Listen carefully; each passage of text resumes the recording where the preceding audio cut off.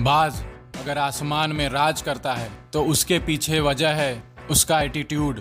बाज भले ही अकेला उड़ता है लेकिन आसमान में सबसे ऊंचा उड़ता है। ईगल यानी कि बाज से 3 चीज जरूर सीखना दोस्त। पहला, बाज झुंड में नहीं अकेला ही उड़ता है लेकिन सबसे ऊंचा उड़कर आसमान की ऊंचाइयों को छूता है। जिंदगी में भी बहुत मौके आएंगे जहां आप अपने आप को अकेला पाओगे।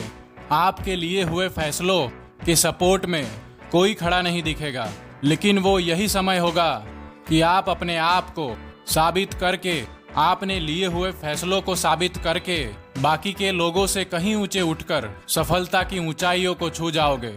बाज भले ही कितनी भी ऊंचाई पे उड़ रहा हो, वो 5 किलोमीटर दूर से अपना शिकार टारगेट कर लेता है और उसका शिकार करके ही दम लेता है। तो दूसरी सीख यह है दोस्त, जिंदगी में भी सफलता की राह इतनी आसान नहीं होने वाली।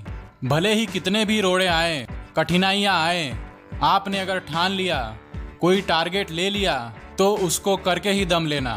तीसरा और बहुत महत्वपूर्ण, ईगल की एवरेज लाइफ 70 साल की होती है दोस्त, लेकिन जब इसकी उम्र 40 साल की होती है तो इसकी जो चोंच है वो मुड़ जाती है, नाजुक हो जाती है, वो शिकार करने के लायक बचती ही नहीं।